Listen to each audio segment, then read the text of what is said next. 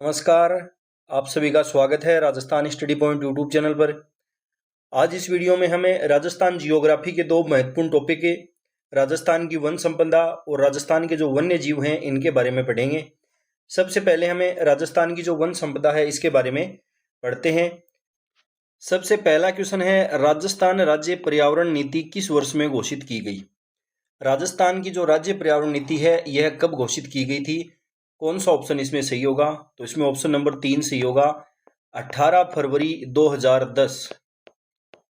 18 फरवरी 2010 जो है इस दिन राजस्थान की वन एवं जो पर्यावरण नीति है यह घोषित की गई थी।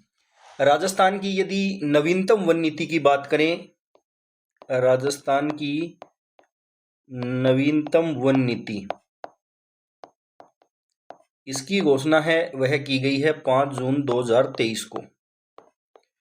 5 जून 2023 को इसकी घोषणा है वह की गई है नवीनतम वन नीति की।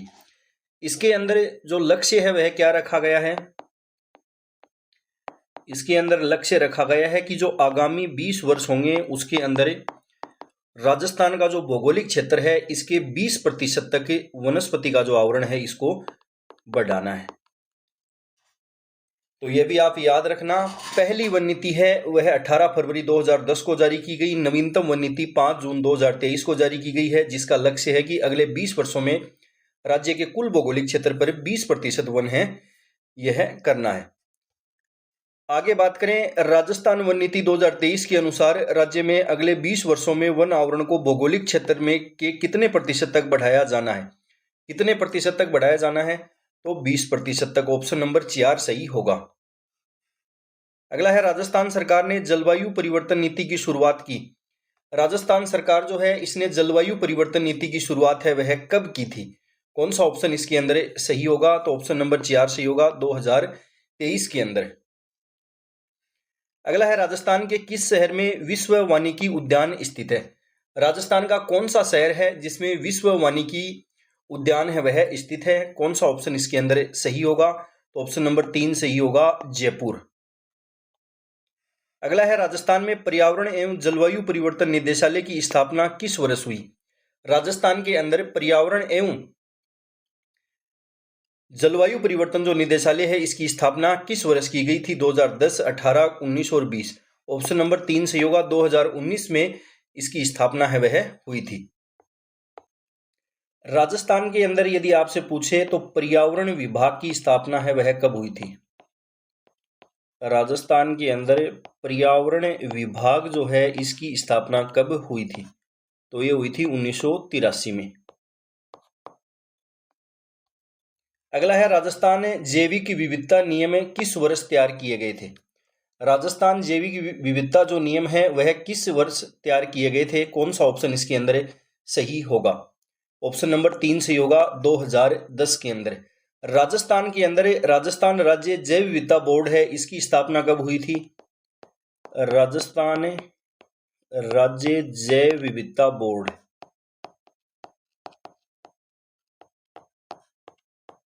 जैव विविधता बोर्ड है इसकी स्थापना है वह कब हुई थी? तो यह हुई थी 14 सितंबर 2010 को। 14 सितंबर 2010 को इसकी स्थापना है वह हुई थी। अगला है, राजस्थान इको टूरिज्म पॉलिसी लागू की गई। राजस्थान इको टूरिज्म पॉलिसी जो है यह कब लागू की गई? कौन सा ऑप्शन है वह इसके अंदर सही होगा? तो इसमें ऑप्शन नंबर 1 है वह सही होगा। राजस्थान के अंदर इको टूरिज्म जो पॉलिसी है यह लागू की गई थी 15 जुलाई 2021 को। राजस्थान की पहली इको टूरिज्म जो पॉलिसी है यह कब लागू हुई थी? तो यह हुई थी 4 फरवरी 2010 को। 4 फरवरी 2010 को पहली इको टूरिज्म पॉलिसी, और दूसरी है ये लागू हुई है 2021 में। अगला है, वन विभाग राजस्थान की स्थापना कब हुई? वन विभाग राजस्थान की स्थापना है यह कब हुई थी? कौन सा ऑप्शन इसके अंदर सही होगा? तो इसमें ऑप्शन नंबर 4 सही होगा, 1950 के अंदर राजस्थान में वन विभाग की स्थापना है वह की गई थी। अगला है, वन संरक्षण अधिनियम कब लागू किया गया? वन संरक्षण जो अधिनियम है यह कब लागू किया गया था? कौन सा ऑप्शन इसमें सही होगा? तो इसमें ऑप्शन नंबर 1 सही होगा। 1980 के अंदर वन संरक्षण अधिनियम है यह लागू किया गया था। अगला है, निम्नलिखित में पर्यावरण संरक्षण अधिनियम 1986 का एक प्रमुख उद्देश्य क्या है?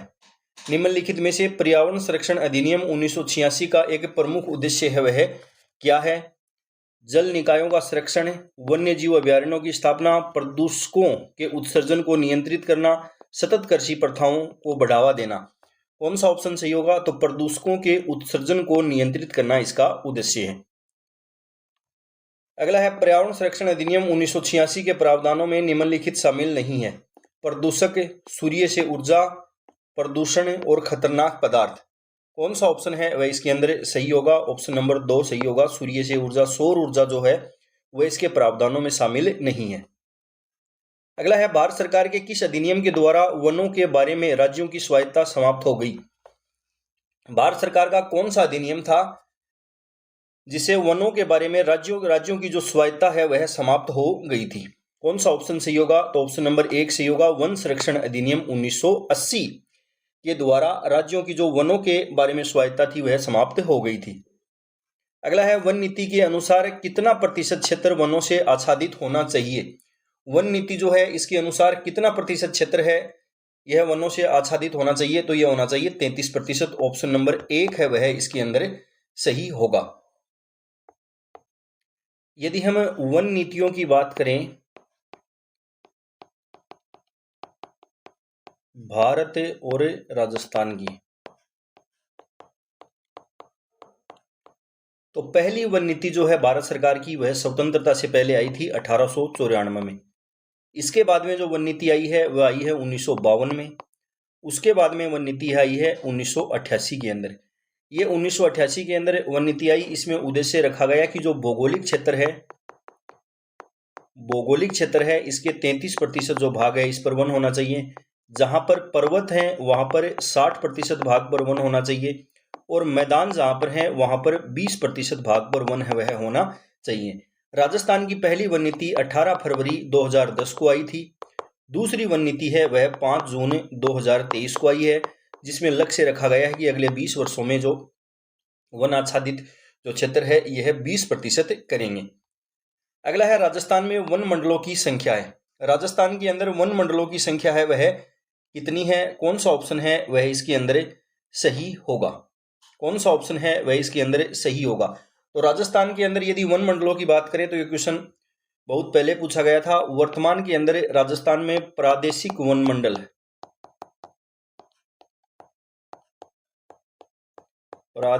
मंडल है, इनकी संख्या है 38।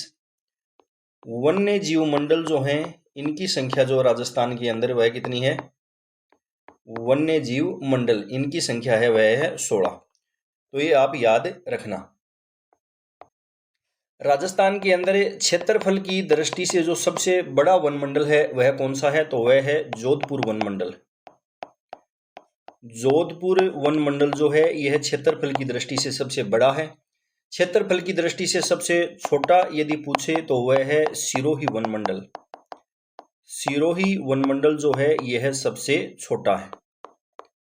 उसके बाद में यदि बात करें सर्वाधिक वन क्षेत्र वाला वन मंडल कौन सा है? सर्वाधिक वन क्षेत्र वाला वन मंडल है वह कौन सा है? तो वह है उदयपुर वन मंडल। उदयपुर वन मंडल है यह सर्वाधिक वन क्षेत्र वाला है। न्यूनतम वन क्षेत्र वाला कौन सा है? तो वह है कोटा। न्यूनतम वाला कौन सा है? तो वह है कोटा मंडल। तो ये फैक्ट भी आप याद रखना। अगला है, निम्नलिखित में से कौन सी राजस्थान के वनों के प्रशासनिक वर्गीकरण की श्रेणी नहीं है? इनमें से कौन सी राजस्थान के वनों की वर्गीकरण की प्रशासनिक वर्गीकरण जो है राजस्थान का उनकी श्रेणी नहीं है? आरक्षित वन, अनारक्षित वन, सुरक्षित वन और अवर्गीकृत वन। कौन सा ऑप्शन है वह इसके अंदर सही होगा? आरक्षित वन, रिजर्व्ड जो फॉरेस्ट होते हैं यह श्रेणी के अंदर आते हैं। उसके बाद में प्रोटेक्टेड फॉरेस्ट जो सुरक्षित वन होते हैं वह भी इसके अंदर आते हैं। अनक्लासिफाइड फॉरेस्ट अवर्गीकृत वन है वह भी इसके अंदर आते हैं। अनारक्षित जो वन है वह इसके अंदर नहीं आते हैं। इसमें ऑप्शन नंबर 2 है वह सही होगा। राजस्थान के अंदर यदि हम वनों के प्रशासनिक वर्गीकरण की बात करें तो राजस्थान के अंदर जो कुल अभिलेखित वन है वह कितने हैं? 33,014 किलोमीटर स्क्वायर है, जो 9.64% भाग पर है। आरक्षित वन है, इनका क्षेत्रफल है वह कितना है? 12,198.67 किलोमीटर स्क्वायर है। प्रतिशत में पूछे तो 36.95%। सर्वाधिक उदयपुर के अंदर पाए जाते हैं आरक्षित वन। आरक्षित वन क्या होते हैं? जहां पर वन कटाई और पशुचारण जो है यह पूर्णतः निषेध होता है। उसके बाद में यदि बात करें रक्षित वन है, ये 56.43% भाग पर हैं, सर्वाधिक पाए जाते हैं 12 में। कटाई और पशुचारण जो है यहाँ पर सीमित छूट है वह होती है। अवर्गीकृत वनों की यदि हम बात करें तो 6.62% भाग पर ये हैं, सर्वाधिक बीकानेर में है। और लकड़ी काटना और पशुचारण जो है इस पर कोई प्रतिबंध यहाँ नहीं है। उसके बाद में यदि बात करें तो राजस्थान के अंदर सर्वाधिक वन जो है ये उदयपुर, बारां, करौली, चित्तौड़गढ़, अलवर के अंदर है। न्यूनतम वन है ये चूरू, हनुमानगढ़, नागौर, जोधपुर और दौसा के अंदर है। प्रतिशत में सर्वाधिक वनों की बात करें तो प्रतापगढ़, उदयपुर, करौली और बारां के अंदर। प्रतिशत में न्यूनतम है वह चूरू, जोधपुर, नागौर और जैसलमेर के अंदर स्थित है। उसके बाद में भारत के कुल वनों का जो प्रतिशत है राजस्थान के अंदर वह है 3.10% है। राज्य में प्रति व्यक्ति वन व वनावरण जो है वह कितना है? 0.037 हेक्टेयर। भारत में स्थान है राजस्थान का वह कौन सा है? प्रशासनिक वनों की दृष्टि से तो यह है 15वां स्थान। ये सभी फैक्ट हैं वो आप याद रखना। ये जो सर्वाधिक और न्यूनतम वन जो हम पढ़ रहे हैं ये राजस्थान सरकार का जो प्रशासनिक प्रतिवेदन आता है हर वर्ष उसके अनुसार ये हैं। आगे हम 18वीं वन रिपोर्ट है जो नवीनतम भारत सरकार की, वो पढ़ेंगे। तो आपसे कोई जैसे भी क्वेश्चन पूछे आपको उसी हिसाब से आंसर है वह देना है। वन विभाग राजस्थान सरकार द्वारा जारी प्रशासनिक प्रतिवेदन 2021-22 के अनुसार राज्य में रिक्त स्थान श्रेणी का प्रतिशत वन सर्वाधिक है। राजस्थान के अंदर कौन सी श्रेणी के वन है वह सर्वाधिक पाए जाते हैं? तो कौन से ये होते हैं? सुरक्षित या जो रक्षित वन जो होते हैं वे। ऑप्शन नंबर 2 इसमें सही होगा। और सबसे कम है वह कौन से पाए जाते हैं? तो अनक्लासिफाइड, अवर्गीकृत जो होते हैं वे पाए जाते हैं। अगला है वर्तमान में राजस्थान के कुल वन क्षेत्र का कितने प्रतिशत सुरक्षित वन क्षेत्र के अंदर आता है? सुरक्षित या जो रक्षित है इसके अंदर कितना आता है? तो 56.43%। ऑप्शन नंबर 2 है वह सही होगा। राजस्थान के अंदर ओरण है वह क्या है? राजस्थान के अंदर ओरण है वह क्या है? कौन सा ऑप्शन इसके अंदर सही होगा? तो ऑप्शन नंबर 3 सही होगा। पश्चिमी राजस्थान के जो पवित्र उपवन है वे होते हैं ओरण। अगला है वन संरक्षण और वन्य जीव संसाधनों के संदर्भ में किस प्रकार के वनों को सबसे मूल्यवान माना गया है? कौन से वन हैं जिनको सबसे मूल्यवान है वह माना गया है? कौन सा ऑप्शन इसमें सही होगा? तो इसमें ऑप्शन नंबर 3 है वह सही होगा। आरक्षित वन जो होते हैं रिजर्व्ड फॉरेस्ट, इनको सबसे मूल्यवान है वह माना जाता है। और ये वन जो हैं ये राजकीय संपत्ति है वह होते हैं। ये वन जो है यह राजकीय संपत्ति है वह होते हैं। अगला क्वेश्चन है निम्नलिखित में से किस जिले में अधिकतम आरक्षित वन क्षेत्र है? अधिकतम आरक्षित वन क्षेत्र है वह कौन से जिले में है? तो वह है उदयपुर में। उदयपुर के बाद चित्तौड़गढ़ और अलवर के अंदर। ऑप्शन नंबर 2 है वह सही होगा। 12 जो है यहाँ पर रक्षित, सुरक्षित या सुरक्षित वन जो है वह सर्वाधिक पाए जाते हैं। वन विभाग राजस्थान द्वारा जारी प्रशासनिक प्रतिवेदन 2023-24 के अनुसार राज्य के कुल अभिलेखित वन क्षेत्र का लगभग कितना प्रतिशत भाग आरक्षित वन क्षेत्र के रूप में रिपोर्ट किया गया है? आरक्षित वन जो है इसके बारे में इसने पूछा है। तो आरक्षित वन है वह कितने हैं? 36.95%। तो कितने होंगे? ऑप्शन नंबर 2 है वह सही होगा। लगभग 37% है वह इसके अंदर सही होगा। अगला है निम्नलिखित में से कौन सा वन एवं वन्य जीव संसाधन नहीं है? इसके अंदर कौन सा वन एवं वन्य जीव संसाधन नहीं है? रक्षित वन, आरक्षित वन, अवर्गीकृत वन, देशज या स्थानिक। तो ऑप्शन नंबर 4 है वह इसके अंदर सही होगा। देशज या स्थानिक जो है यह वन एवं वन्य जीव संसाधन नहीं है। अगला है राजस्थान की संस्कृति में ओरण संबंधित है। राजस्थान की संस्कृति में ओरण जो है यह किससे संबंधित है? कौन सा ऑप्शन इसके अंदर सही होगा? तो यह एक पर्यावरण संरक्षण की एक परंपरा है। पर्यावरण संरक्षण की एक परंपरा है। पश्चिमी राजस्थान के अंदर ये पवित्र उपवन है वह होते हैं। अगला है राजस्थान के किस जिले में उष्ण कटिबंधीय शुष्क कटीले वन है वह पाए जाते हैं? राजस्थान का कौन सा जिला है जहां पर उष्ण कटिबंधीय शुष्क कंटीले वन है वह पाए जाते हैं। तो राजस्थान का जो पश्चिमी राजस्थान है, थार का मरुस्थल वाला, वहां पर जो जिले हैं वहां पर पाए जाते हैं उष्णकटिबंधीय शुष्क कंटीले वन। तो इसमें ऑप्शन नंबर 3 है वह सही होगा। जैसलमेर के अंदर ये वन है वह पाए जाते हैं। राजस्थान के अंदर यदि राजस्थान के वनों के वर्गीकरण की यदि हम बात करें तो राजस्थान में शुष्क या उष्णकटिबंधीय वन है वह कहाँ पर पाए जाते हैं, तो ये पश्चिमी राजस्थान है, यहाँ पर पाए जाते हैं। इनका क्षेत्रफल है वह है 6.26%। वर्षा 0 से 30 सेंटीमीटर। यहाँ पर जो वनस्पति होती है वह होती है मरुदभिद, या इसको जीरोफाइट भी बोला जाता है। ये यहाँ पर इम्पोर्टेड लगा लेना। राजस्थान कर्मचारी चयन बोर्ड द्वारा ये पीछे 10 एग्जाम हुई हैं, उसमें से 8 एग्जाम में एक क्वेश्चन पूछा गया है कि उपोष्ण कटिबंधीय सदाबहार जो अर्ध उष्ण कटिबंधीय वन भी जिनको कहा जाता है, ये राजस्थान के अंदर कहां पर पाए जाते हैं, तो ये केवल माउंट आबू सिरोही के अंदर ये वन है वह पाए जाते हैं। राजस्थान के अंदर ये सबसे कम क्षेत्रफल पर वन है, 0.39%। यहाँ पर वर्षा जो है वह 125 सेंटीमीटर से अधिक की आवश्यकता है वह होती है। उसके बाद में राजस्थान के अंदर पतझड़ वन, इन्हीं को कहा जाता है उष्ण कटिबंधीय शुष्क पर्णपाती वन, या इन्हीं को धोकड़ा वन है वह कहा जाता है। राजस्थान के अंदर सर्वाधिक क्षेत्रफल पर पाए जाने वाले वन यही हैं, 58.11%। यहाँ पर वर्षा की जो मात्रा है वह 30 से 60 सेंटीमीटर होती है। उसके बाद में बात करें तो मानसूनी पतझड़ वन या उष्ण कटिबंधीय मिश्रित पतझड़ वन, ये 28.38% भाग पर हैं। वर्षा 50 से 80 सेंटीमीटर पूर्वी राजस्थान में ये पाए जाते हैं। फिर यदि हम बात करें तो शुष्क सांगवान वन, या इनको मानसूनी या चौड़ी पत्ती वाले वन भी कहा जाता है। टिक सांगवान जो है इसको क्या बोला जाता है, टिक है वह बोला जाता है। तो ये भी आप याद रखना, कई बार एग्जाम में वो सीधा टिक है वह देता है कि टिक वन कहाँ पर पाए जाते हैं ये। तो यहाँ पर वर्षा 75 से 110 सेंटीमीटर, 6.86% भाग पर ये मिलते हैं। ये हाड़ौती का पठार जो है और वागड़ प्रदेश जो है, यहाँ पर ये वन है वह मिलते हैं। सांगवान, तेंदू, गुल्लर, बांस, महुआ, आम आदि यहाँ की पर जो मिलती है वनस्पति उसके उदाहरण है। राजस्थान के अंदर सांगवान के जो वृक्ष हैं वह सर्वाधिक कहां पर पाए जाते हैं, तो ये सर्वाधिक पाए जाते हैं बांसवाड़ा के अंदर। अगला है बबूल, खेर और खेजड़ी प्रजाति के वृक्ष निम्नलिखित में से किस वन क्षेत्र में पाए जाते हैं। बबूल, खेर और खेजड़ी जो वृक्ष हैं ये कहां पर पाए जाते हैं, कौन सा ऑप्शन है वह सही होगा, तो ये पाए जाते हैं उष्ण कटिबंधीय जो कांटेदार वन है यहां पर। ऑप्शन नंबर 2 इसके अंदर सही होगा। उष्ण कटिबंधीय कांटेदार जो वन है यहाँ पर कौन कौन से मिलते हैं, बबूल मिलता है, खेर मिलता है, खेजड़ी मिलता है, रोहिड़ा मिलता है और बेर है वह मिलता है। और यहाँ पर घास भी पाई जाती हैं दो, सेवण व धामण। सेवण व धामण जो घास है वह यहाँ पर पाई जाती हैं। अगला है धामण व सेवण घास जिन वनों से संबंधित हैं वे हैं। धामण और सेवण घास जो हैं वह किस वनों से संबंधित हैं, कौन सा ऑप्शन इसके अंदर सही होगा, तो ये हैं उष्ण कटिबंधीय कटीले वनों से। ऑप्शन नंबर 2 इसमें सही होगा।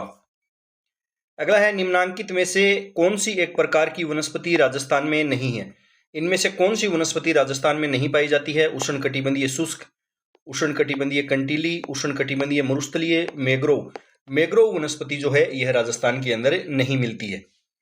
मैग्रोव वनस्पति जो है यह राजस्थान के अंदर नहीं मिलती है। ये जो समुद्र तटीय जो स्थान है वहां पर यह वनस्पति पाई जाती है। राजस्थान के निम्नलिखित में से किस क्षेत्र में उष्ण कटिबंधीय कंटीले वन मिलते हैं। राजस्थान का कौन सा क्षेत्र है जहां पर उष्ण कटिबंधीय कंटीले वन है वह मिलते हैं, सिरोही, बांसवाड़ा, चूरू और कोटा। ऑप्शन नंबर 3 सही होगा, कोटा के अंदर, सॉरी चूरू के अंदर मिलते हैं। अगला है राजस्थान में किस प्रकार की वनस्पति नहीं पाई जाती है। राजस्थान के अंदर कौन सी वनस्पति नहीं पाई जाती है, उष्ण कटिबंधीय सदाहरित, उष्ण कटिबंधीय कंटीली, उपोष्ण कटिबंधीय सदाहरित, शुष्क एवं अर्धशुष्क पर्णपाती। कौन सा ऑप्शन सही होगा, तो यहाँ पर उष्ण कटिबंधीय सदाहरित वनस्पति नहीं पाई जाती है, उपोष्ण कटिबंधीय सदाहरित वनस्पति है वह पाई जाती है। अगला है कौन सा कथन असत्य है। शुष्क सागवान वन राजस्थान के दक्षिणी भागों में पाए जाते हैं, मिश्रित पतझड़ वन उदयपुर, चित्तौड़गढ़ और सिरोही जिलों में मिलते हैं, उपोष्ण कटिबंधीय सदाबहार वन आबू पर्वतीय क्षेत्र में पाए जाते हैं, उष्ण कटिबंधीय कांटेदार वन अधिकांशतः पूर्वी राजस्थान में मिलते हैं। कौन सा इसके अंदर असत्य है? तो ऑप्शन नंबर 4 असत्य है। उष्ण कटिबंधीय कांटेदार वन अभी हमने पढ़ा है पश्चिमी राजस्थान जो है यहाँ पर मिलते हैं। पश्चिमी राजस्थान के अंदर ये वन है वह मिलते हैं। निम्नलिखित में से कौन से वृक्ष राजस्थान में उष्ण कटिबंधीय कांटेदार वनों में नहीं पाए जाते हैं? बांस, रोहिड़ा, खेजड़ी, बेर। तो कौन सा होगा? बांस जो है ये इसके अंदर नहीं पाए जाते हैं। निम्नलिखित विशेषताओं के आधार पर राजस्थान के वन प्रकार को पहचानिए। यह वन सामान्यतः उदयपुर में तथा कोटा, बूंदी, चित्तौड़गढ़ तथा सिरोही जिलों के कुछ भागों में पाए जाते हैं। इन वनों में सामान्यतः धोकड़ा, गुल्लर, आम, पलास, सेमल आदि वृक्ष पाए जाते हैं। यह वन 300 से 1200 मीटर की ऊंचाई पर पाए जाते हैं। तो ये सभी विशेषताएं हैं वह कौन से वनों की दे रखी हैं? इसमें ऑप्शन नंबर 3 है वह सही होगा, मिश्रित पतझड़ी वन। अगला है निम्नलिखित में से कौन से कथन सही हैं? मिश्रित पतझड़ी वन 250 सेमी से 300 सेमी से अधिक वर्षा वाले क्षेत्रों में उगते हैं। राजस्थान में वन क्षेत्र का 25% से अधिक भाग मिश्रित पतझड़ वनों के अंतर्गत आता है। धोक, साल, बांस, खैर आदि पेड़ राजस्थान में मिश्रित पतझड़ वनों में पाए जाते हैं। कौन से कथन है वह इसके अंदर सही दे रखे हैं? कौन सा ऑप्शन है वह सही होगा? तो ऑप्शन नंबर 4 है वह सही होगा। बी और सी जो कथन है वह इसके अंदर सही दे रखे हैं। मिश्रित पतझड़ जो वन है इनके लिए वर्षा की आवश्यकता है वह कितनी होती है? तो इनके लिए वर्षा की आवश्यकता है वह होती है 50 से 80 सेंटीमीटर। अगला है राजस्थान में शुष्क मिश्रित पतझड़ वन पाए जाते हैं। राजस्थान के अंदर शुष्क मिश्रित पतझड़ वन है वह कहां पर पाए जाते हैं? कौन सा ऑप्शन इसमें सही होगा? तो इसमें ऑप्शन नंबर 4 है वैसे होगा, उदयपुर, कोटा व चित्तौड़गढ़ जो है यहाँ पर ये वन पाए जाते हैं। अगला क्वेश्चन है निम्नलिखित में से कौन से कथन सही हैं? नीचे दिए गए कूट्स में से सही उत्तर चुनिए। मिश्रित पतझड़ वन 250 सेंटीमीटर से 300 सेंटीमीटर से अधिक वर्षा वाले क्षेत्रों में उगते हैं। राज्य में वन क्षेत्र का 27% भूभाग मिश्रित वनों के अंतर्गत आता है। मिश्रित पतझड़ वनों में वृक्ष वर्षा ऋतु में एक बार अपने पत्ते गिरा देते हैं। धोक, साल, बांस, खैर आदि पेड़ राजस्थान में मिश्रित वनों में पाए जाते हैं। तो कौन सा ऑप्शन है वह इसके अंदर सही होगा? ऑप्शन नंबर 3 है वह इसके अंदर सही होगा। बी, सी और डी है वह सही है। यहाँ पर 250 सेंटीमीटर से 300 सेंटीमीटर वर्षा की आवश्यकता है वह नहीं होती है। अगला है राजस्थान के किस भाग में मिश्रित पतझड़ वन पाए जाते हैं? राजस्थान का कौन सा भाग है जहां पर मिश्रित पतझड़ वन है वह पाए जाते हैं? कौन सा ऑप्शन इसमें सही होगा? उदयपुर, चित्तौड़गढ़, सिरोही दे रखा है, बूंदी दे रखा है।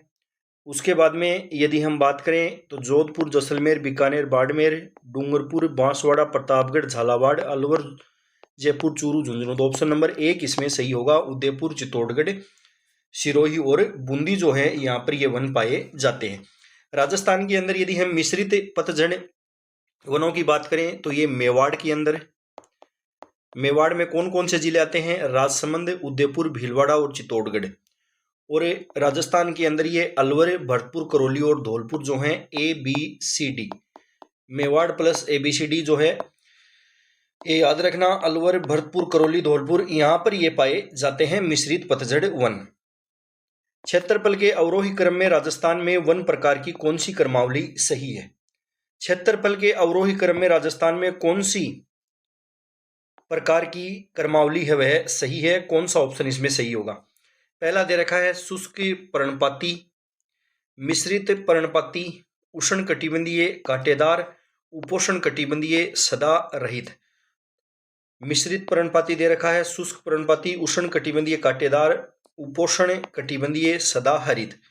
कौन सा ऑप्शन है वह इसके अंदर सही होगा? तो इसमें ऑप्शन नंबर 1 है वह सही होगा। शुष्क पर्णपाती वन है वह सर्वाधिक पाए जाते हैं, उसके बाद में मिश्रित पर्णपाती, फिर उष्ण कटिबंधीय कांटेदार और फिर उपोष्ण कटिबंधीय सदा हरित। अगला है राजस्थान के निम्नलिखित में से कौन से जिलों में उष्ण कटिबंधीय शुष्क पतझड़ वन है वह पाए जाते हैं? राजस्थान के कौन से जिले हैं जहां पर उष्ण कटिबंधीय शुष्क पतझड़ वन है वह पाए जाते हैं? कौन सा ऑप्शन इसमें सही होगा? तो इसमें ऑप्शन नंबर 1 है वह सही होगा, उदयपुर, बांसवाड़ा व कोटा के अंदर। तेंदु, पलास, बेल, खेर किसके सामान्य वृक्ष हैं? तेंदु, पलाश, बेर और खेर जो हैं यह किसके सामान्य वृक्ष हैं? कौन से के हैं? तो यह हैं शुष्क पर्णपाती वन के। ऑप्शन नंबर 2 है वह सही होगा। अगला है निम्नलिखित में से किस जिले में उष्ण कटिबंधीय शुष्क पतझड़ वाले वन नहीं पाए जाते?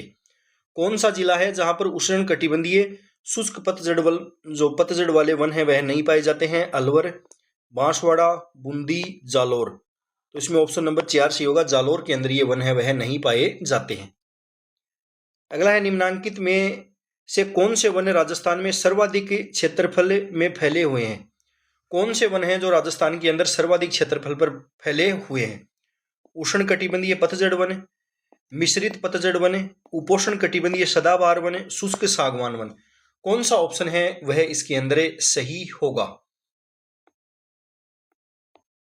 ऑप्शन नंबर 1 सही होगा। उष्ण कटिबंधीय पतझड़ वन या इसको उष्ण कटिबंधीय शुष्क पर्णपाती वन या धोकड़ा वन भी कहा जाता है, यह सर्वाधिक क्षेत्रफल पर स्थित है। राजस्थान में मिश्रित, ये मिश्रित शरद ऋतु वन और धोकड़ा वन किसका हिस्सा है? राजस्थान में मिश्रित शरद ऋतु वन और धोकड़ा वन जो है वह किसका हिस्सा है? कौन सा ऑप्शन इसके अंदर सही होगा? ऑप्शन नंबर 2 सही होगा। उष्ण कटिबंधीय या शुष्क पर्णपाती वनों के हिस्से हैं। अगला है अरावली पर्वत श्रृंखला के ऊपरी और पूर्वी ढलानों में किस प्रकार के वन पाए जाते हैं? अरावली पर्वत श्रृंखला के उत्तरी और पूर्वी ढलानों में किस प्रकार के वन है वह पाए जाते हैं? कौन से वन है वह सही होंगे इसके अंदर? तो उष्ण कटिबंधीय शुष्क पर्णपाती वन। राजस्थान में बांस के जंगल निम्नलिखित में से किस वन का उप प्रकार है? राजस्थान के अंदर बांस के जो जंगल हैं वह किस वन का उप प्रकार है? कौन सा ऑप्शन इसमें सही होगा? तो बांस के जंगल आते हैं उष्ण कटिबंधीय पर्णपाती वन में। ऑप्शन नंबर 4 इसके अंदर सही होगा। अगला है राजस्थान में शुष्क सागवान वन कहां पाए जाते हैं? राजस्थान के अंदर शुष्क सागवान के वन है वह कहां पर पाए जाते हैं? कौन सा ऑप्शन इसमें सही होगा? तो ऑप्शन नंबर 1 सही होगा। डूंगरपुर, बांसवाड़ा में। राजस्थान का जो दक्षिणी भाग है यहां पर यह वन है वह पाए जाते हैं। अगला है निम्नलिखित में से कौन सा कथन है राजस्थान के सूखे टिक बोला जाता है सागवान को? तो सूखे सागवान के जंगलों के संदर्भ में सही नहीं है। कौन सा इसके अंदर सही नहीं है? सामान्यतः इन वृक्षों की ऊंचाई 9 से 13 मीटर तक होती है। टिक की लकड़ी व्यावसायिक रूप से उपयोगी है एवं इसका प्रयोग फर्नीचर बनाने, दरवाजों की चौखट, खिड़कियों और गृह निर्माण में होता है। ये जंगल राज्य के दक्षिणी और दक्षिणी पूर्वी हिस्सों में स्थित है। इन क्षेत्रों में वार्षिक वर्षा 150 से 200 सेंटीमीटर तक होती है। कौन सा ऑप्शन है वह इसके संदर्भ में सही नहीं है? इसमें ऑप्शन नंबर 4 है वह सही नहीं है। यहाँ पर जो वार्षिक वर्षा है ये कहां तक होती है? 75 से 110 सेंटीमीटर तक होती है। अगला है राजस्थान में सर्वाधिक शुष्क सागवान वन पाए जाते हैं। राजस्थान के अंदर सर्वाधिक शुष्क सागवान वन है वह कहां पर पाए जाते हैं? तो ये पाए जाते हैं बांसवाड़ा वन खंड में। ऑप्शन नंबर 2 सही होगा। अगला है कथन दे रखा है राजस्थान के दक्षिणी क्षेत्र में सागवान के वृक्ष अधिक पाए जाते हैं। कारण है सागवान अधिक सर्दी व पाला सहन कर पाता है। कौन सा ऑप्शन है वह इसके अंदर सही होगा? तो ऑप्शन नंबर 3 ए सही है, लेकिन आर है वह गलत दे रखा है। अगला है राजस्थान में 75 से 110 सेंटीमीटर वार्षिक वर्षा वाले क्षेत्रों, सर्वाधिक वर्षा वाले क्षेत्र में कौन से वन है वह पाए जाते हैं? तो अभी अभी हमने पढ़ा है कि जो शुष्क सागवान के वन है यहाँ पर वर्षा कितनी होती है? 75 से 110 सेंटीमीटर। ऑप्शन नंबर 3 है वह सही होगा। राजस्थान के किस क्षेत्र में उपोष्ण कटिबंधीय सदाबहार वन पाए जाते हैं? राजस्थान का कौन सा क्षेत्र है जहां पर उपोष्ण कटिबंधीय सदाबहार वन है वह पाए जाते हैं? कौन सा ऑप्शन इसके अंदर सही होगा? कौन सा ऑप्शन सही होगा? तो माउंट आबू के चारों ओर ये वन है वह पाए जाते हैं। उपोष्ण कटिबंधीय सदाबहार वन जो है राजस्थान के अंदर सबसे कम 0.39% भाग पर पाए जाते हैं और केवल माउंट आबू सिरोही में ये पाए जाते हैं। अगला है निम्नलिखित विशेषताओं के आधार पर वन क्षेत्र की पहचान कीजिए। यह राजस्थान के लगभग 52 वर्ग किलोमीटर क्षेत्र में पाए जाते हैं। वार्षिक वर्षा लगभग 150 सेंटीमीटर है। यह 1070 से 1375 मीटर की ऊंचाई पर पाए जाते हैं। तो कौन सा इसके अंदर सही होगा? इसमें होगा उपोष्ण कटिबंधीय सदाबहार वन। ऑप्शन नंबर 4 इसमें सही होगा। निम्नलिखित जिला समूहों में से किसमें सालार या साल, बोसवालिया, सेराता के वन है वह पाए जाते हैं? कौन सा जिला समूह है जहां पर सालार के वन है वह पाए जाते हैं? कौन सा ऑप्शन है वह इसके अंदर सही होगा? सालार के वन है ये कहां पर पाए जाते हैं? कोटा, बूंदी, बारा, झालावाड़, सवाईमाधोपुर, बूंदी, धौलपुर, करौली, अलवर, चित्तौड़गढ़, उदयपुर, सिरोही। तो ऑप्शन नंबर 3 सही होगा। अलवर, चित्तौड़गढ़, उदयपुर और सिरोही जो है यहां पर ये वन पाए जाते हैं। अगला है सालार वन के बारे में सबसे असत्य कथन का चयन है वह करना है। दोक, कथीरा और धवध सालार वन के प्रमुख वृक्ष हैं। दोक, कठोरा और धावड़ जो हैं इसके मुख्य वृक्ष हैं, ये सही कथन है। टिक विशेष रूप से सिर्फ सालार वनों में प्रचुर मात्रा में पाया जाने वाला वृक्ष है। सालार वन राजस्थान के पहाड़ी क्षेत्रों में पाए जाते हैं। ये कथन भी सत्य है। सालार के जो वन हैं ये अरावली के पहाड़ी ढालों में 450 मीटर की ऊंचाई जो है यहाँ पर ये मिलते हैं। सालार वृक्षों की प्रचुरता के कारण इन वनों को सालार का वन का नाम है वह दिया गया है। तो कौन सा ऑप्शन है वह इसके अंदर असत्य है? ऑप्शन नंबर 2 है वह इसके अंदर असत्य होगा। अगला क्वेश्चन है राजस्थान के किस क्षेत्र या प्रदेश में सालार या बोसवालिया वन है वह मिलते हैं? कहां पर मिलते हैं? तो ये मिलते हैं अरावली पहाड़ियों की उच्च श्रेणियों में। 2 नंबर ऑप्शन है वह इसमें सही होगा। निम्नलिखित में कौन सा कथन है राजस्थान के सालार वनों के बारे में सही है? चीड़ इन वनों का प्रमुख वृक्ष है। ये वन केवल मैदानी क्षेत्रों में पाए जाते हैं। इसकी लकड़ियों का प्रयोग पैकिंग बॉक्स बनाने में किया जाता है। ये राजस्थान के जैसलमेर, जोधपुर क्षेत्र में पाए जाते हैं। कौन सा ऑप्शन है वह इसके अंदर सही होगा? तो ऑप्शन नंबर 3 है वह सही होगा। सालार के जो वन है इनका उपयोग है वह पैकिंग सामग्री, गोंद निर्माण और माचिस जो है इसके अंदर किया जाता है। निम्नलिखित में से कौन सा एक युग में सही सुमेलित नहीं है? सालार, बाड़मेर। ये ऑप्शन नंबर पहला इसके अंदर असत्य है। सालार जो है ये वृक्ष कहां पर मिलते हैं? तो ये उदयपुर, राजसमंद, चित्तौड़गढ़, सिरोही, अलवर आदि यहां पर पाए जाते हैं। निम्नलिखित में से सालार वन किस जिले में नहीं पाए जाते हैं? अलवर, सिरोही, कोटा और उदयपुर। कौन सा ऑप्शन है वह इसके अंदर सही होगा?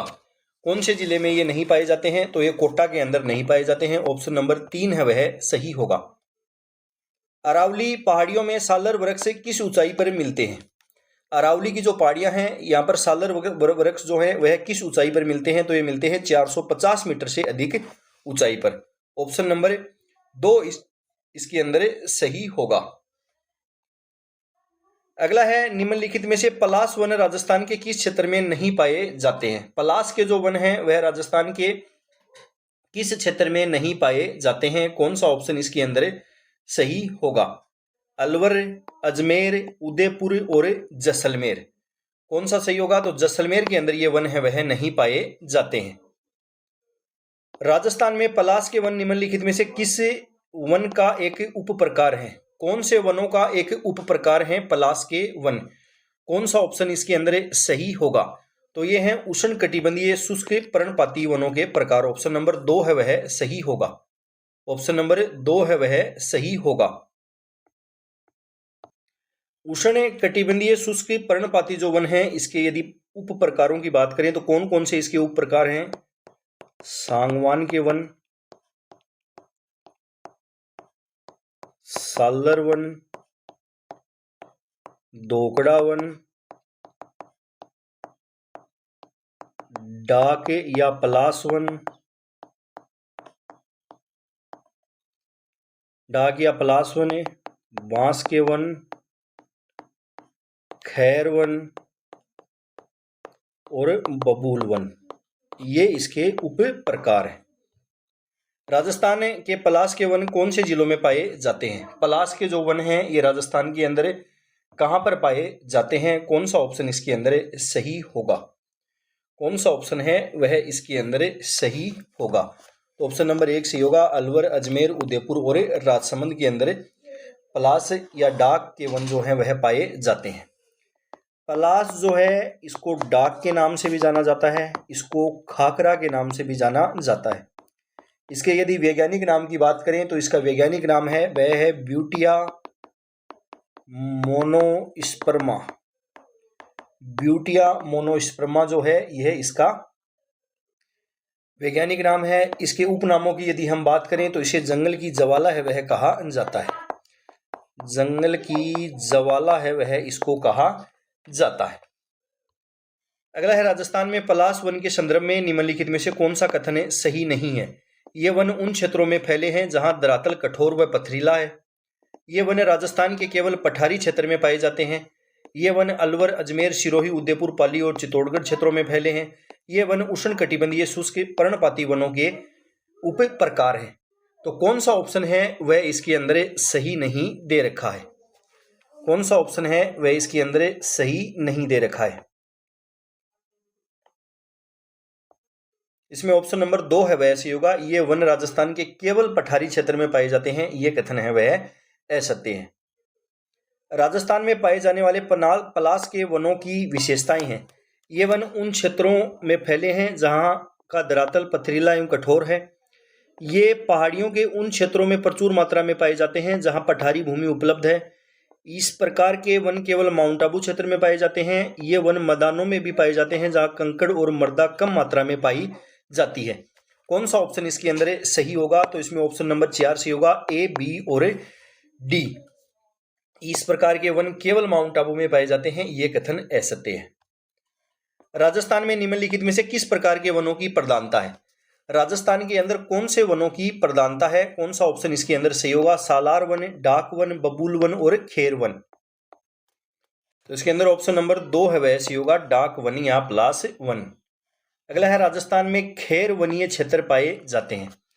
राजस्थान के अंदर खैर वनीय क्षेत्र हैं वह कहां पर पाए जाते हैं। कौन सा ऑप्शन इसके अंदर सही होगा। तो ये पाए जाते हैं कोटा, सवाई माधोपुर। ऑप्शन नंबर 2 है वह सही होगा। कोटा, झालावाड़, बारां, चित्तौड़गढ़, सवाई माधोपुर जो है यहाँ पर खैर के वन है वह पाए जाते हैं। निम्नलिखित में से कौन सी पश्चिमी राजस्थान में पाए जाने वाली एक एक घास है। पश्चिमी राजस्थान के अंदर पाए जाने वाली एक एक घास नहीं है। सॉरी, कौन सी एक एक घास नहीं है। सेवण, धामण, करड़े, सालर। कौन सा ऑप्शन है वह इसके अंदर सही होगा। सेवण, धामण, करड़ और सालर जो है यह पश्चिमी राजस्थान में पाई जाने वाली एक घास है वह नहीं है। राजस्थान के अंदर यदि हम बात करें कौन कौन सी घास है वह राजस्थान के अंदर पाई जाती हैं, तो सेवण घास है वह राजस्थान में पाई जाती है। धामण घास है वह राजस्थान के अंदर पाई जाती है। बांस भी घास होती है और ये सबसे लंबी घास है वह होती है। खस घास पाई जाती है, बुर घास पाई जाती है और मोचिया घास है वह पाई जाती है। यदि हम बात करें सेवण घास जो है ये कहां पर पाई जाती है, तो ये पाई जाती है जैसलमेर। सेवण और धामण जो है ये कहां पर पाई जाती हैं, ये जैसलमेर के अंदर पाई जाती हैं। बांस जो है यह सर्वाधिक पाया जाता है बांसवाड़ा के अंदर और यह सबसे लंबी घास है। खस घास है वह कहां पाई जाती है, सवाई माधोपुर, टोंक, भरतपुर और अजमेर है यहाँ पर पाई जाती है। बुर घास है ये पाई जाती है बीकानेर के अंदर और यह सुगंधित घास होती है। मोचिया घास है ये ताल छापर अभ्यारण्य है चूरू के अंदर, ताल छापर अभ्यारण्य है चूरू के अंदर, यहाँ पर पाई जाती है। एक है आलेवरी घास या लेमन घास जो कहां पर पाई जाती है, ये पाई जाती है जोधपुर के अंदर ये पाई जाती है। तो ये भी आप याद रखना। अगला है खेजड़ी वृक्ष से जिसको समी वृक्ष भी बोलते हैं की पूजा का प्रावधान किस पर्व से जुड़ा है। कौन से पर्व से जुड़ा है, तो ये जुड़ा है दशहरा पर्व से। ऑप्शन नंबर 3 सही होगा। निम्नलिखित में से किस उष्ण कटिबंधीय कंटीले जंगलों में स्थापित रेगिस्तान में अपनी जबरदस्त उपयोगिता के कारण रेगिस्तान का कल्प वृक्ष कहा जाता है। रेगिस्तान का कल्प वृक्ष है वह किसको कहा जाता है, तो आप सभी जानते हैं ये कहा जाता है खेजड़ी को। ऑप्शन नंबर 1 इसके अंदर सही होगा। ये कहां पर पाई जाती है, सर्वाधिक पाई जाती है पश्चिमी राजस्थान में। सर्वाधिक कहां पर पाई जाती है, पश्चिमी राजस्थान के अंदर ये पाई जाती है। राजस्थान का राज्य वृक्ष है खेजड़ी, जिसको 1983 में राज्य वृक्ष है वह घोषित किया गया था। इसको राजस्थान का गौरव भी कहा जाता है। सम्मी वृक्ष भी इसको बोला जाता है। राज्य का कल्प वृक्ष कहते हैं। राज्य का कल्प वृक्ष है वह भी इसको बोला जाता है। स्थानीय भाषा में इसको आप क्या कहते हैं, तो इसको जांटी, आप सभी जानते हैं जांटी है वह इसको कहा जाता है। और इसकी जो हरी फली होती हैं उनको क्या कहा जाता है, उनको कहा जाता है सांगरी। और जब ये सूख जाती हैं फलियां तो इनको कहा जाता है खोखा। अगला है खेजड़ी के पेड़ का राजस्थान के साथ आर्थिक और सांस्कृतिक संबंध है। ऐसा इसलिए है क्योंकि यह नाइट्रोजन को स्थिर करता है और मिट्टी को उपजाऊ बनाता है। इसकी टहनियों को जन्माष्टमी पर श्री कृष्ण के प्रतीक के रूप में पूजा जाता है। तो आर्थिक और सांस्कृतिक संबंध इसके अंदर बताया गया है, इसमें दोनों कथन सही है। ऑप्शन नंबर 4 सही होगा। आर्थिक संबंध हो गया कि यह नाइट्रोजन को स्थिर करता है और मिट्टी को उपजाऊ बनाता है। सांस्कृतिक संबंध हो गया कि इसकी टहनियों को जन्माष्टमी पर श्री कृष्ण के प्रतीक के रूप में पूजा जाता है।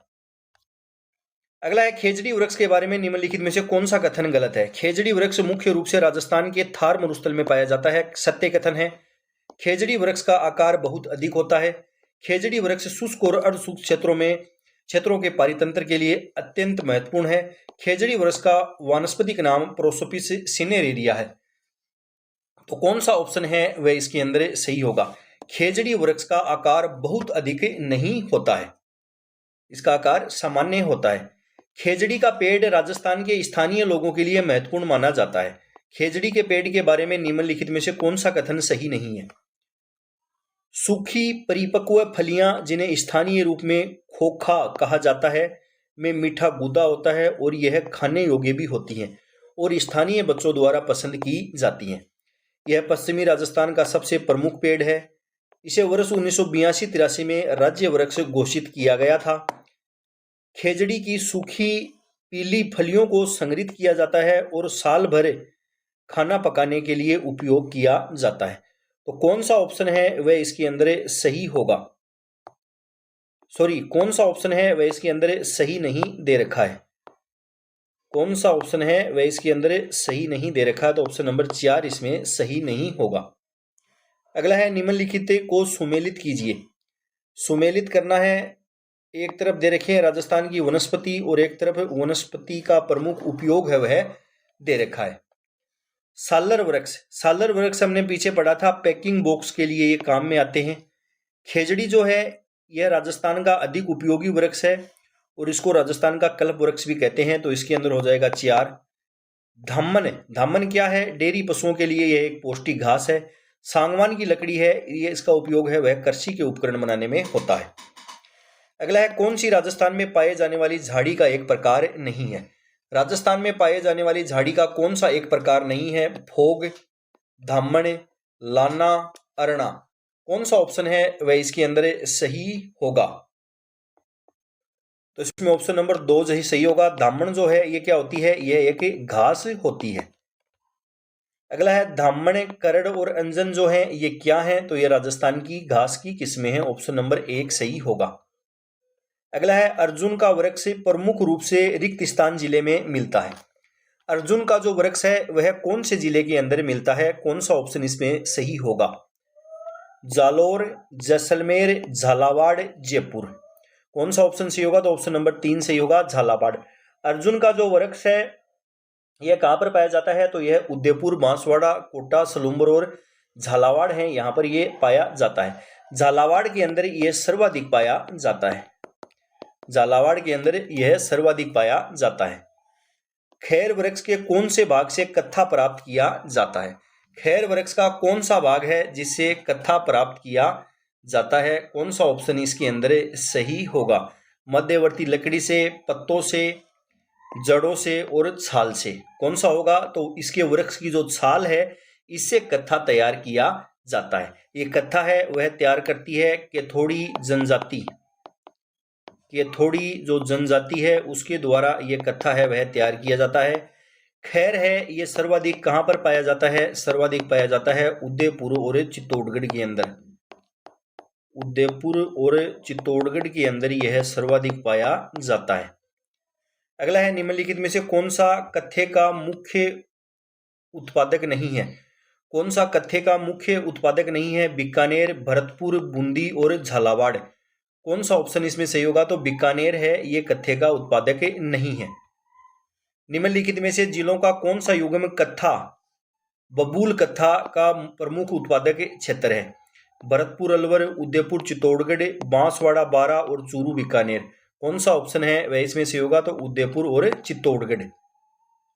अगला है, राजस्थान में किस वृक्ष से कत्था निकाला जाता है?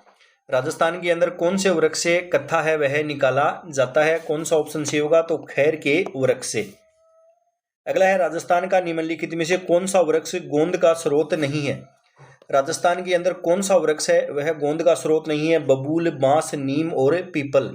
कौन सा ऑप्शन इसमें सही होगा? तो बांस है, ये गोंद का एक स्रोत नहीं है। गोंद की यदि बात करें तो गोंद कौन कौन से वृक्षों से निकाला जाता है? तो बबूल, नीम, पीपल हो गया, खेजड़ी,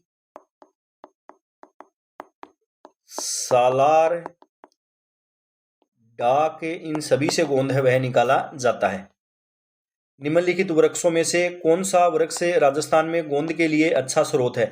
गोंद के लिए सबसे अच्छा स्रोत है वह कौन सा है? खेर, सांगवान, दोकड़ा, सालर।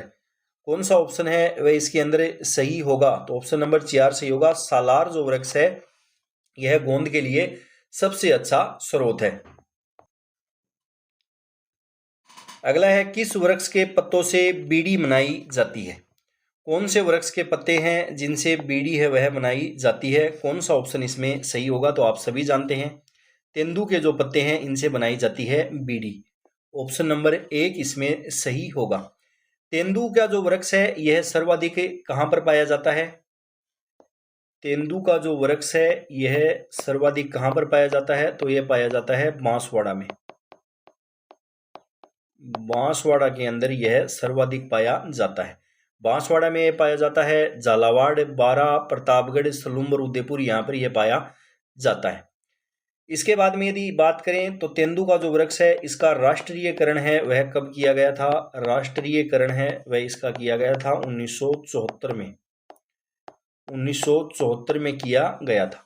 तेंदू के जो पत्ते हैं इनको, तेंदू का जो फल है इसको क्या कहा जाता है?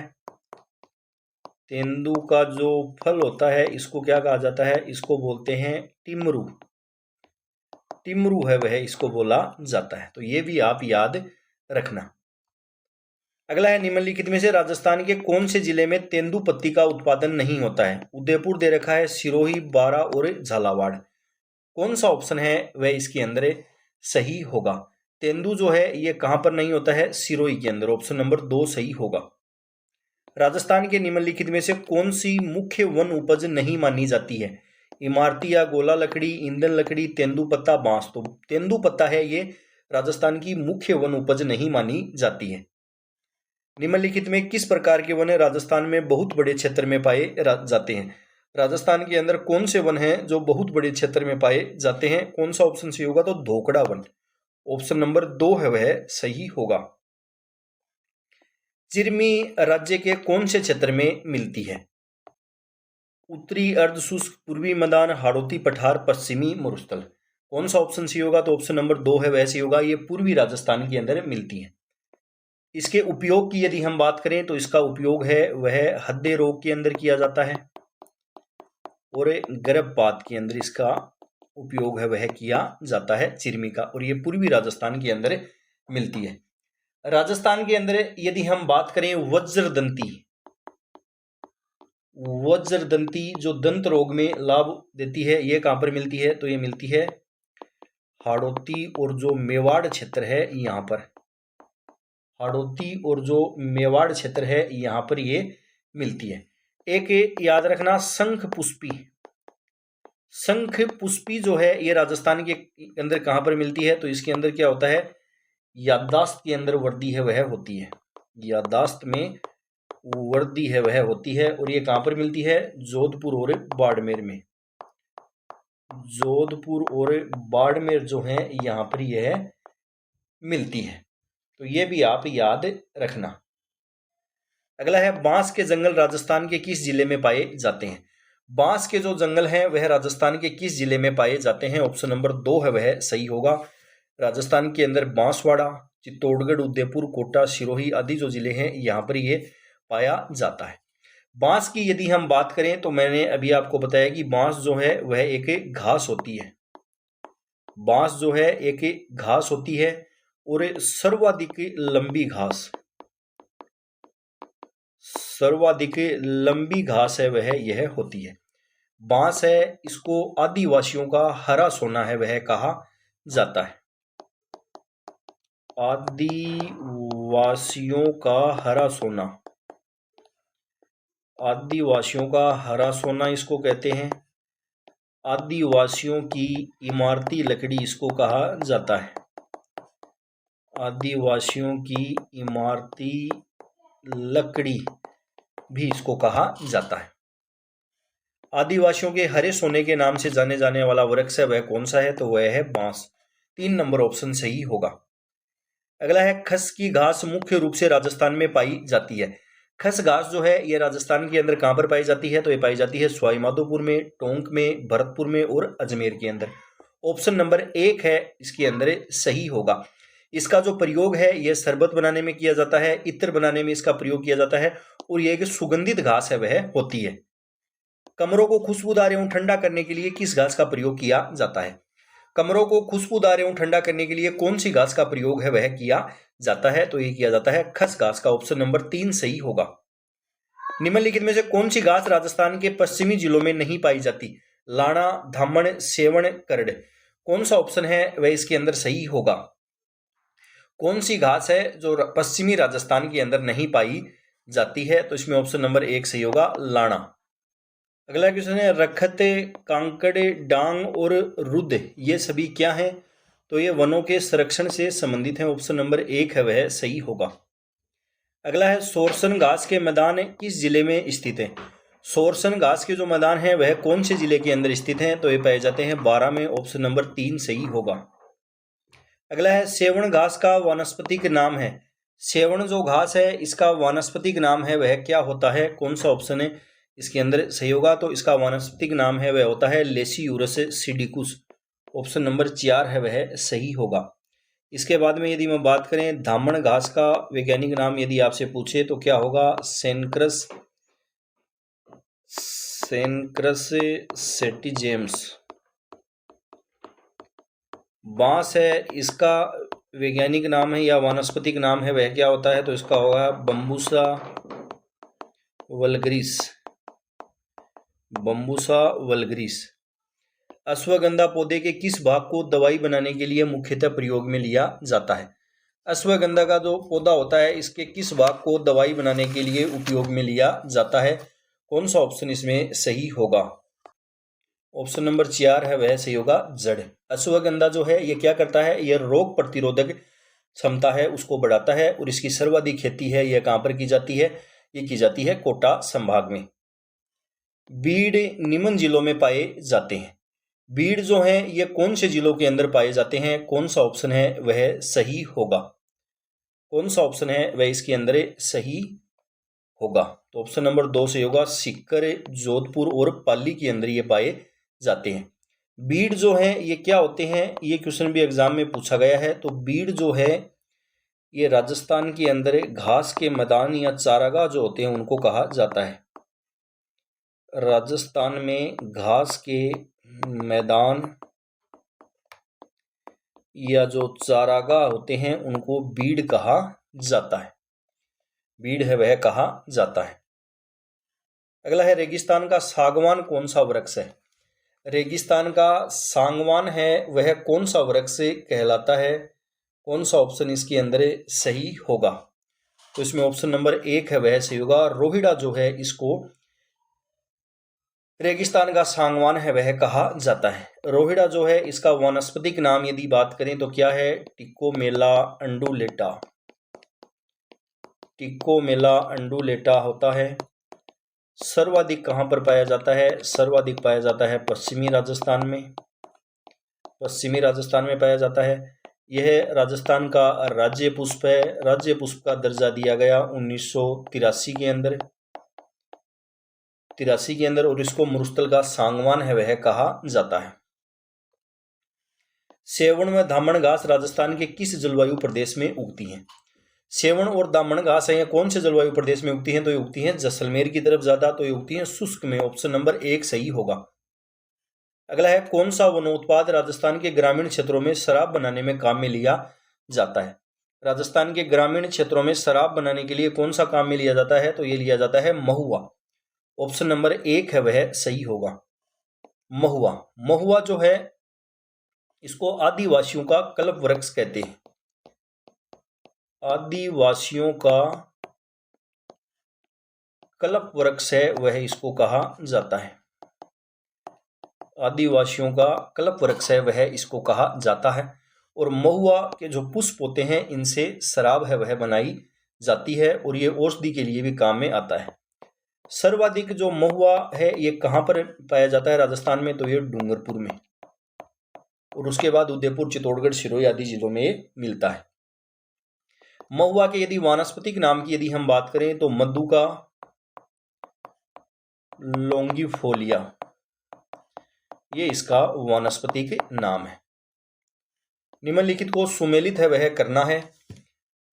वृक्ष लकड़ी या घास का प्रकार का नाम है और इसकी उपयोगिता है उसके बारे में पूछा गया है। सांगवान का वृक्ष है, इससे क्या होगा? कृषि के औजार बनेंगे। सालार वृक्ष है, ये पैकेजिंग के डिब्बे बनाएगा। धोक जो है ये क्या होगा? इसे जलाकर कोयला बनेगा। सेवण और धामण है, ये पशु चारे के लिए घास है वो होंगी। कौन से वृक्ष से चारकोल बनाया जाता है? कौन सा वृक्ष है जिससे चारकोल बनाया जाता है? कौन सा ऑप्शन सही होगा? तो ऑप्शन नंबर 1 सही होगा, बबूल। राजस्थान के किस स्थान पर प्रतिवर्ष 12 सितंबर को वृक्ष महोत्सव मनाया जाता है? राजस्थान का कौन सा स्थान है जहां पर प्रतिवर्ष 12 सितंबर को वृक्ष महोत्सव है वह मनाया जाता है?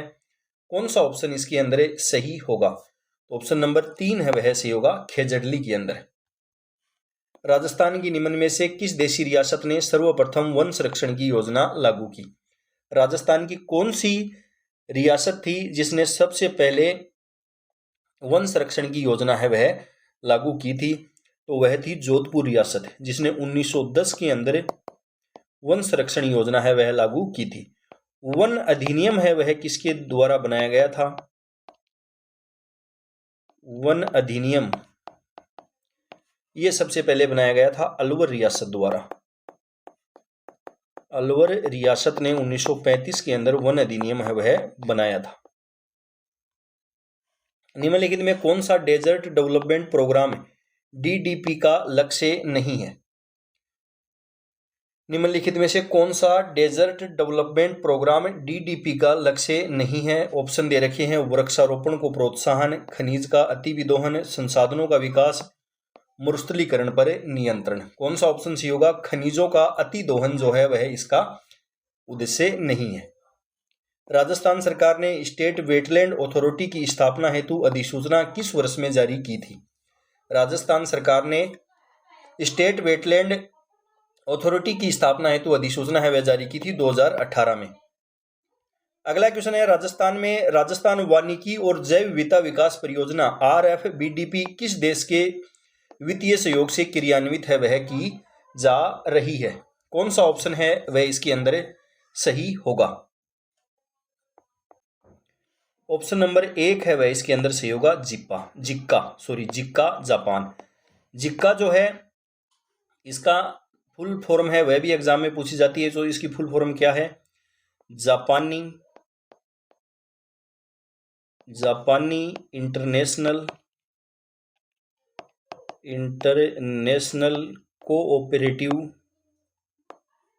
कोऑपरेटिव एजेंसी इसकी फुल फॉर्म है।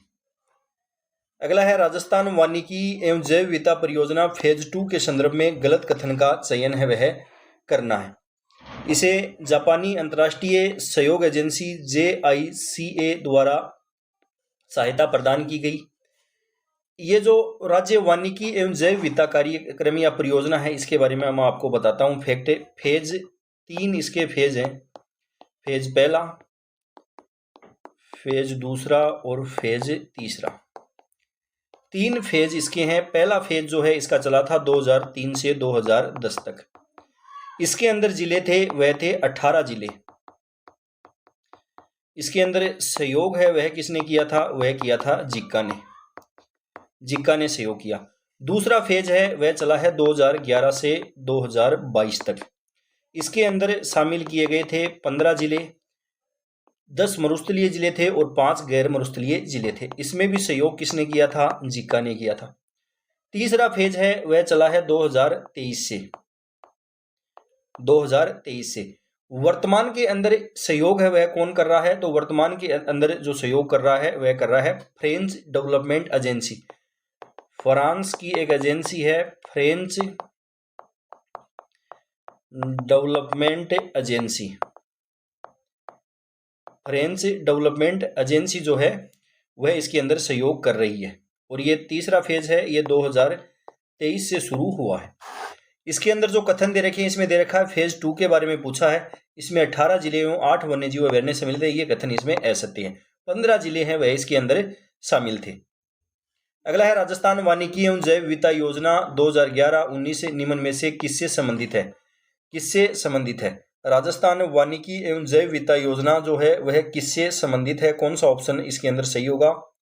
वृक्षारोपण दे रखा है, आजीविका संवर्धन दे रखा है, जैव विविधता संरक्षण दे रखा है और दे रखा है सिंचाई विकास। इसमें ऑप्शन नंबर 4 सही होगा, सिंचाई विकास है वह इससे संबंधित नहीं है। अगला क्वेश्चन है अरावली वनारोपण परियोजना आप आरंभ की गई। अरावली वनारोपण जो परियोजना है वह कब आरंभ की गई थी? कौन सा ऑप्शन सही होगा? तो यह आरंभ हुई थी 1992-93 में। ऑप्शन नंबर 1 सही होगा। यह राजस्थान के 10 जिलों के अंदर इसकी शुरुआत की गई थी। सहायता है वह किसने की थी? तो जापान की सहायता से यह शुरू की गई थी। जापान की सहायता से यह शुरू है वह की गई थी। अगला है अरावली विकास परियोजना का मुख्य उद्देश्य है। अरावली विकास परियोजना जो है इसका मुख्य उद्देश्य है वह क्या है? तो इसका मुख्य उद्देश्य है पारिस्थितिकी स्थिरता को बनाए रखना। अगला है निम्नलिखित में से कौन सा राजस्थान वानिकी एवं जैव विविधता परियोजना का उद्देश्य नहीं है? वृक्षारोपण, जैव विविधता संरक्षण, बाढ़ नियंत्रण, जल संरक्षण। तो बाढ़ नियंत्रण जो है वह इसका उद्देश्य नहीं है। अगला है अरावली वनीकरण परियोजना के अंतर्गत निम्न में से कौन सा जिला नहीं आता है? अरावली वनीकरण जो परियोजना है इसके अंदर कौन सा जिला है वह नहीं आता है? कौन सा ऑप्शन इसमें सही होगा? तो इसमें ऑप्शन नंबर 4 है वह सही होगा। इसमें 10 जिले कौन कौन से आते हैं?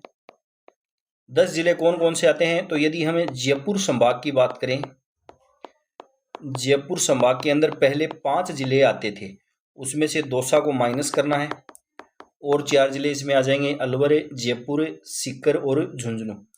उसके बाद में यदि हम बात करें और कौन कौन से जिले आते हैं इसके अंदर, तो इसमें उदयपुर आता है, चित्तौड़गढ़ इसके अंदर आता है, बांसवाड़ा इसके अंदर आता है, सिरोही आता है,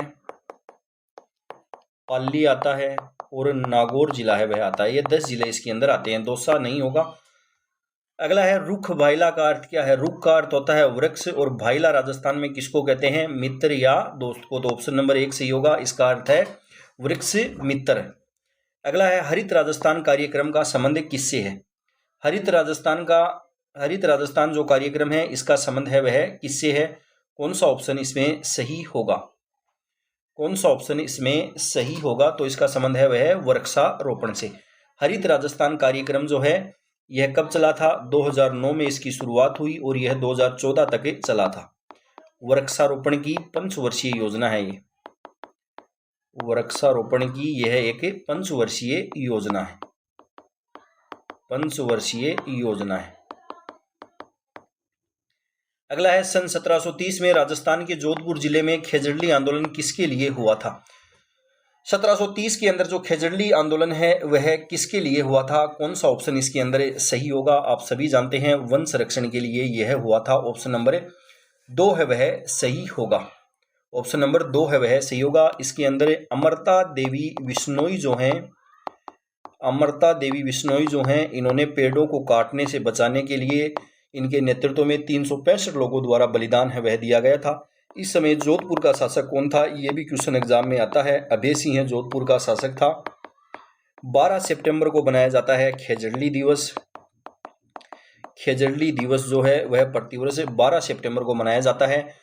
भाद्र शुक्ल दशमी को एकमात्र खेजड़ली मेला जो है विश्व का वह लगता है।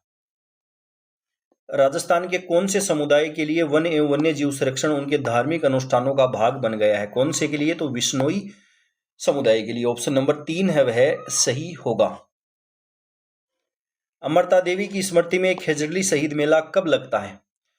अमृता देवी की स्मृति में खेजड़ली जो शहीद मेला है यह कब लगता है? तो यह लगता है भाद्रपद शुक्ल दशमी को। ऑप्शन नंबर 4 है वह सही होगा। टोफिर कार्यक्रम का संबंध है। टोफिर जो कार्यक्रम है इसका संबंध है वह क्या है? टोफिर कार्यक्रम, टोफिर का अर्थ है ट्री आउटसाइड फॉरेस्ट राजस्थान। इसका जो स्लोगन है वह क्या है? इसका स्लोगन है हरित राजस्थान स्वस्थ राजस्थान। हरित राजस्थान स्वस्थ राजस्थान। इसकी शुरुआत कब हुई थी? 2023-24 के अंदर इसकी शुरुआत है वह हुई थी। इसका लक्ष्य क्या है? इसका लक्ष्य है प्रति वर्ष 5 करोड़ पौधे लगाना जो है वह इसका उद्देश्य है। 5 करोड़ पौधे जो हैं वह लगाना इसका उद्देश्य है। राजस्थान के मुख्यमंत्री की हरित राजस्थान स्वस्थ राजस्थान की संकल्पना के तहत वर्ष 2022-23 में कितने पौधे तैयार किए जाने प्रस्तावित हैं? कितने पौधे हैं वह तैयार किए जाने प्रस्तावित हैं? कौन सा ऑप्शन सही होगा? ऑप्शन नंबर 2 सही होगा, 5 करोड़ पौधे। लोगों के बीच वृक्ष चेतना पैदा करने के लिए एक पर्याप्त उत्साह उत्पन्न करने को वृक्षारोपण का संयोजित आयोजन वन महोत्सव किस वर्ष में आरंभ किया गया? वन महोत्सव जो है इसका आरंभ है वह कब किया गया था? कौन सा ऑप्शन सही होगा? तो ऑप्शन नंबर 3 सही होगा, 1950 में। अगला है निम्नलिखित में से कौन सा पुरस्कार पर्यावरण एवं जलवायु परिवर्तन विभाग द्वारा प्रदान किया जाता है? कौन सा पुरस्कार है जो पर्यावरण एवं जलवायु परिवर्तन विभाग जो है इसके द्वारा प्रदान किया जाता है? कौन सा ऑप्शन इसमें सही होगा? इसमें ऑप्शन नंबर 3 है वह सही होगा, इंदिरा गांधी पर्यावरण संरक्षण पुरस्कार। इंदिरा गांधी पर्यावरण संरक्षण पुरस्कार। राष्ट्रीय स्तर पर यदि हम बात करें तो कौन कौन से पुरस्कार हैं वह वनों के संरक्षण के लिए दिए जाते हैं? तो एक तो दिया जाता है इंदिरा गांधी पर्यावरण संरक्षण पुरस्कार, एक दिया जाता है कैलाश सांखला राष्ट्रीय वन जीव फेलोशिप पुरस्कार, एक दिया जाता है मेदिनी पुरस्कार, एक डॉक्टर सलीम अली राष्ट्रीय वन्यजीव फेलोशिप पुरस्कार और एक दिया जाता है इंदिरा प्रियदर्शनी वृक्ष मित्र पुरस्कार। इंदिरा प्रियदर्शनी वृक्ष मित्र पुरस्कार। अब हम बात करते हैं जो राजस्थान के अंदर दिए जाते हैं पर्यावरण संरक्षण के लिए पुरस्कार, उनकी बात। राज्य स्तर पर सबसे पहला पुरस्कार कौन सा है? अमृता देवी विश्नोई वानिकी पुरस्कार। इसकी शुरुआत की गई थी 1994 के अंदर। प्रथम पुरस्कार किसको मिला था? ये मिला था पाली के थे गंगाराम विश्नोई। पाली के गंगाराम विश्नोई जो हैं इनको ये प्रथम पुरस्कार है वह दिया गया था। ये पुरस्कार जो है यह 3 स्तरों पर दिया जाता है, एक तो व्यक्तिगत, संस्थागत और एक व्यक्तिगत तो दिया जाता है वन्य जीव संरक्षण में और एक व्यक्तिगत दिया जाता है वन संरक्षण में, और संस्थागत जो है वह दिया जाता है वन संरक्षण एवं प्रबंधन के क्षेत्र के अंदर। इसके बाद में यदि हम बात करें तो दूसरा पुरस्कार है वह है राजीव गांधी पर्यावरण पुरस्कार। राजीव गांधी पर्यावरण पुरस्कार। इसकी शुरुआत हुई थी 5 जून 2012 से। 2012 से। ये क्वेश्चन भी एग्जाम में पूछा गया है। ये जो पुरस्कार है ये भी 3 स्तरों के अंदर दिया जाता है, एक तो संगठन या संस्थान को, एक व्यक्तिगत दिया जाता है और एक नगरीय निकाय जो है इनको दिया जाता है। एक आप इम्पोर्टेंट है ये याद रखना, वानिकी पंडित पुरस्कार। वानिकी पंडित पुरस्कार। अगला क्वेश्चन है राजस्थान सरकार ने वन कार्यक्रमों के विकास और संरक्षण को बढ़ावा देने के लिए वानिकी पुरस्कार शुरू किए। पुरस्कार की पहचान करना, कौन सा पुरस्कार है वह इसके अंदर सही होगा? तो वो होगा वानिकी पंडित पुरस्कार। राजस्थान में राजीव गांधी पर्यावरण संरक्षण पुरस्कार प्रदान किए जाते हैं। कब प्रदान किए जाते हैं? ये प्रदान किए जाते हैं विश्व पर्यावरण दिवस के अवसर पर 5 जून को। ऑप्शन नंबर 2 सही होगा। अगला है, किस शोध में काजरी संस्थान मुख्य रूप से शामिल है? किस शोध के अंदर काजरी जो संस्थान है यह मुख्य रूप से शामिल है? तो यह है शुष्क पारिस्थितिकी तंत्र में टिकाऊ कृषि प्रणाली का जो शोध है इसमें। राजस्थान के किस शहर में 1952 में मरु वनीकरण शोध स्टेशन की स्थापना की गई थी? 1952 के अंदर मरु वनीकरण शोध स्टेशन की स्थापना है वह कहां पर की गई थी? तो ये की गई थी जोधपुर में। अगला है, केंद्रीय शुष्क बागवानी संस्थान। मोस्ट इंपोर्टेंट क्वेश्चन है, केंद्रीय शुष्क बागवानी संस्थान जो है यह कहां पर स्थित है? तो यह है बीकानेर के अंदर। ऑप्शन नंबर 1 सही होगा। शुष्क वन अनुसंधान संस्थान आफरी की स्थापना कब हुई थी? आफरी जो है इसकी स्थापना कब की गई थी? तो इसकी स्थापना 1987 में हुई थी और इसका जो मुख्यालय है वह कहां पर है? जोधपुर के अंदर। जोधपुर में इसकी स्थापना हुई थी। काजरी और आफरी दोनों हैं ये जोधपुर के अंदर ही स्थित है। काजरी और आफरी जो हैं ये दोनों कहां पर स्थित हैं? जोधपुर के अंदर स्थित है। काजरी जो है इसकी फुल फॉर्म है वह क्या होती है? इसकी फुल फॉर्म है वह होती है central arid zone research institute जो है वह इसकी फुल फॉर्म है वह होती है। अगला है, राजस्थान में संयुक्त वन प्रबंध कब शुरू हुआ? JFM joint forest management. ये फुल फॉर्म भी इसकी एग्जाम में पूछी जाती है। Joint forest management. इसकी शुरुआत है वह कब हुई थी? तो इसकी शुरुआत हुई थी मार्च 1991 में। ऑप्शन नंबर 4 इसमें सही होगा। इसका उद्देश्य है वह क्या करना है उद्देश्य? तो इसका उद्देश्य है वह है वनों की सुरक्षा और इनका जो प्रबंधन है इसमें जो स्थानीय समुदाय हैं इनकी सक्रियता जो है इनको बढ़ाना है। केंद्रीय शुष्क क्षेत्र अनुसंधान संगठन का गठन कब किया गया? केंद्रीय शुष्क क्षेत्र अनुसंधान संगठन जो है इसका गठन है वह कब किया गया था? तो इसका गठन हुआ था 1959 में। ऑप्शन नंबर 1 सही होगा। अगला है, पर्यावरण जागरूकता के बारे में पहला लिखित दस्तावेज कौन सा है? पर्यावरण जागरूकता के बारे में पहला लिखित दस्तावेज है वह कौन सा है? तो वह है अथर्ववेद में भूमि सूक्त। अथर्ववेद में भूमि सूक्त। अगला है, निम्नलिखित को सुमेलित है वह करना है। ये कुछ दिवस हैं ये भी आप याद रखना। कुछ दिवस हैं ये भी आप याद रखना। विश्व पर्यावरण दिवस है ये आप सभी जानते हैं 5 जून को मनाया जाता है। उसके बाद में यदि हम बात करें विश्व प्रकृति दिवस। विश्व प्रकृति दिवस है यह कब मनाया जाता है? तो यह मनाया जाता है 3 अक्टूबर को। विश्व वन दिवस है यह कब मनाया जाता है? विश्व वन दिवस मनाया जाता है 21 मार्च को। पृथ्वी दिवस मनाते हैं 22 अप्रैल को। 22 अप्रैल को। उसके बाद में यदि हम बात करें विश्व वन दिवस या विश्व वानिकी दिवस बोलें तो 21 मार्च को मनाया जाता है। विश्व पृथ्वी दिवस हो गया 22 अप्रैल को मनाया जाता है। वन महोत्सव है ये कब मनाते हैं? ये 12 सितंबर को मनाया जाता है।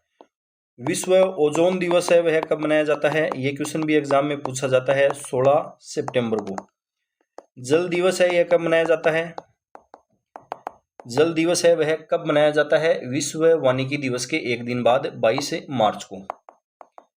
जैव विविधता दिवस कब मनाया जाता है? जैव विविधता दिवस कब मनाया जाता है? ये मनाया जाता है 22 मई को। तो ये दिवस हैं ये आप याद रखना। अब हम जो 18वीं वन रिपोर्ट है इसके बारे में बात करते हैं। 18वीं वन रिपोर्ट जो 2023 की है यह जारी हुई थी 2024 के अंदर। प्रत्येक 2 माह में जारी की जाती है। ये जारी करता है पर्यावरण वन एवं जलवायु मंत्रालय भारत सरकार। ये तैयार कौन करता है? तो भारतीय वन सर्वेक्षण संस्थान है देहरादून के अंदर, उसके द्वारा ये तैयार की जाती है। प्रथम रिपोर्ट आई थी 1987 में। अब राजस्थान के अंदर वन देखें तो राजस्थान में वनों का प्रतिशत है वह 8% है। क्षेत्रफल की यदि बात करें तो 27,389.33 किलोमीटर स्क्वायर जो है वह वनों का क्षेत्रफल है। वनावरण राजस्थान के अंदर 4.84% है। वृक्षावरण जो है यह है 3.16% है। ये क्षेत्रफल में भी आप याद रखना। कमी है वह आई है वनावरण के अंदर। वनावरण जो है इसके अंदर 83.80 किलोमीटर स्क्वायर की कमी आई है। वृक्षावरण जो है इसके अंदर 478.26 वर्ग किलोमीटर की वृद्धि हुई है। तो वन एवं वनावरण के अंदर यदि बात करें तो टोटल जो वृद्धि हुई है वह हुई है 394.46 किलोमीटर स्क्वायर। इसके बाद में यदि हम बात करें वनावरण सर्वाधिक है उदयपुर में, अलवर, उसके बाद प्रतापगढ़, चित्तौड़गढ़ और बारां में। प्रतिशत के अंदर यदि हम बात करें सर्वाधिक कहां पर है तो ये उदयपुर, प्रतापगढ़, सिरोही, करौली और अलवर में है। वनावरण की यदि हम बात करते हैं, न्यूनतम वनावरण की यदि बात करें कहां पर है, चूरू, हनुमानगढ़, जोधपुर, गंगानगर और दौसा में है। और प्रतिशत में न्यूनतम की बात करें तो चूरू में, जोधपुर, बीकानेर, जैसलमेर और हनुमानगढ़, यहाँ पर सभी में 1% से भी कम है। सर्वाधिक वृद्धि जो है वह कहां पर हुई है वनावरण में, सीकर में हुई है और उसके बाद बाड़मेर और फिर अलवर। कमी सर्वाधिक बारां के अंदर है, प्रतापगढ़ और अजमेर के अंदर हुई है। उसके बाद में हम बात करते हैं झाड़ी क्षेत्र। इसका क्षेत्रफल है 5476.75 वर्ग किलोमीटर, 1.60% भाग पर यह फैली हुई है। सर्वाधिक झाड़ी क्षेत्र राजस्थान के अंदर पाली में, फिर अलवर और उसके बाद जयपुर। न्यूनतम है वह हनुमानगढ़, श्रीगंगानगर और चूरू के अंदर पाया जाता है। तो ये सभी फैक्ट हैं वो आप याद रखना।